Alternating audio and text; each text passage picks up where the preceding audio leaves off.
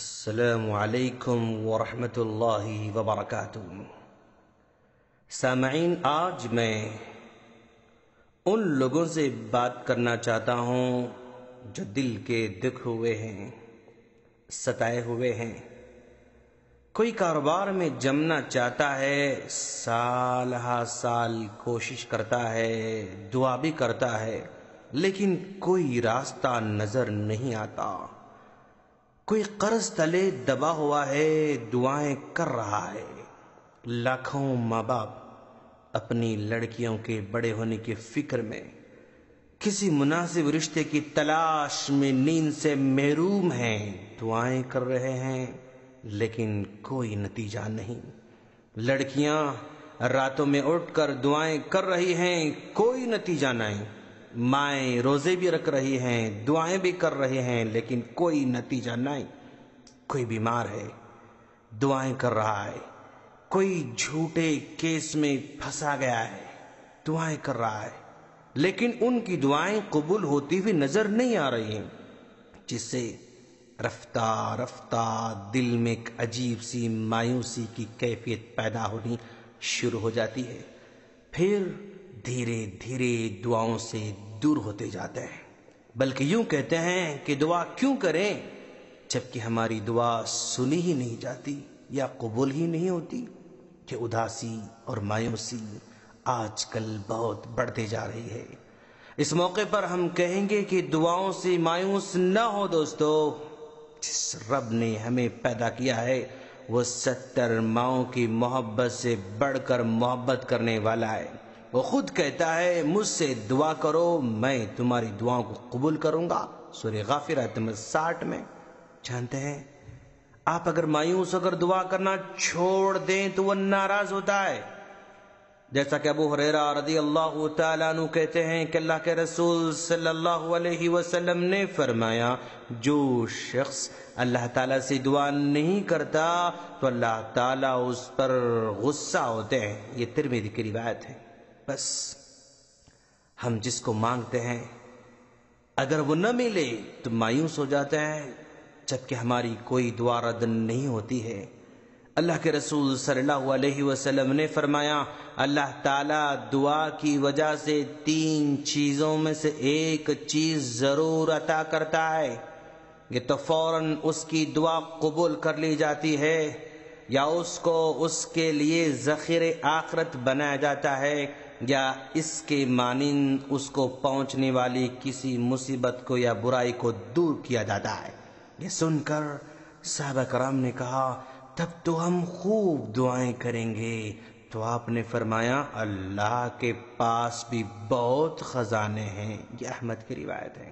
دیکھا آپ نے، ہم مایوس ہو جاتے ہیں صرف ظاہری طور پر ایک چیز کے نہ ملنے سے مایوس ہو جاتے ہیں، جبکہ اللہ تبارک و تعالی اس کے مقابلے میں کسی انجان مصیبت کو ہٹا دیتا ہے، اس کی طرف ہمارا دھیان جاتا ہی نہیں، یا آخرت میں نیکی میں تبدیل کر دیتا ہے۔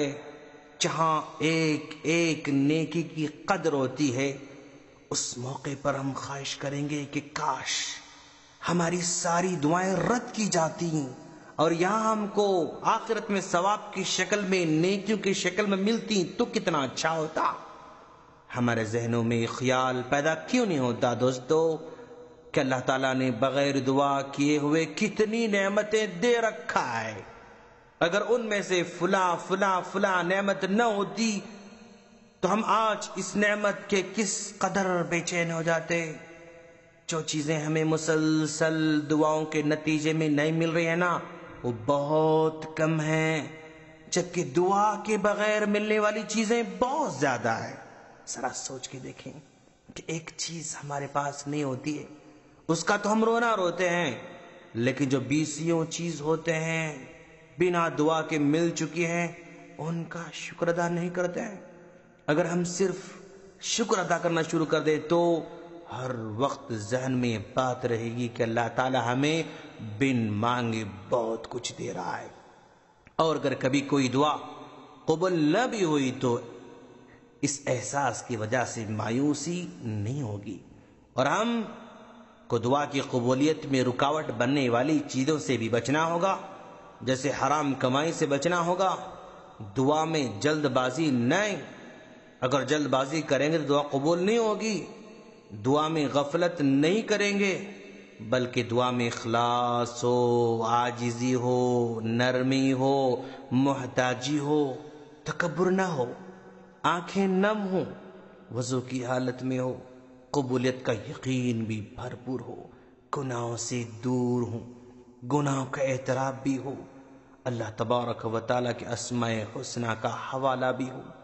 ان کے ساتھ ساتھ اوقات کا بھی خاص خیال رکھیں، جیسے سلام پھیرنے سے پہلے دعا کریں۔ دوستو، سب سے اچھا وقت سحری کا وقت ہوتا ہے، جبکہ اللہ تعالیٰ آسمانی دنیا پر آ کر اعلان کرتا ہے کوئی جو مجھ سے مانگے اور میں اس کو دوں، لیکن کوئی اس وقت مانگنے والا نہیں ہوتا ہے۔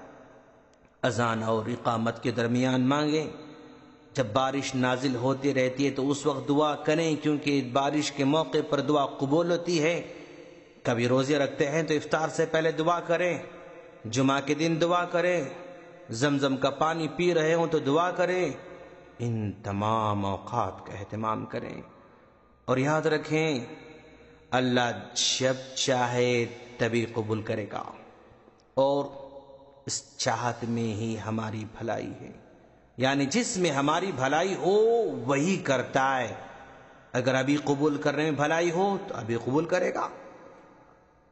اگر جو چیز ہم مانگ رہے ہیں وہ چیز فی الوقت مناسب نہیں ہے تو کسی مصیبت کو ٹال دے گا، اور پھر بھی مناسب نہیں ہے تو آخرت میں نیکی بنا کر واپس لوٹائے گا۔ یعنی ہماری دعا رد نہیں ہوتی ہے، مایوس نہ ہو، ان تینوں میں سے کچھ نہ کچھ ضرور ہوگا، ابھی ملے گی، یا مصیبت ٹال دی جائے گی، یا آخرت میں نیکیوں کی شکل میں ہماری دعائیں ہمارے سامنے لا کر کھڑی کر دی جائیں گی۔ ہم دعا کرتے ہیں کہ اللہ تعالیٰ ان تمام کی پریشانی دور فرمائے، جو دعا کرتے ہیں وہ قبول فرمائے۔ اگر قبولیت میں بھلائی نہیں ہے تو اس کا دل پھیر دے، تاکہ ہم کمزور بندے تیری ذات سے مایوس نہ ہو۔ پروردگارا، ہم سب کو ہر حال میں تجھی سے باندھ کر رکھنا، تیرے دربار سے باندھ کر رکھنا، اور تیری ذات سے باندھ کر رکھنا، دلوں کو مضبوط بنانا، ہمیں ہمت عطا کرنا، تیری رضامندی پر ہمیں راضی ہونے کی توفیق عطا فرمانا، آمین۔ السلام علیکم ورحمۃ اللہ وبرکاتہ۔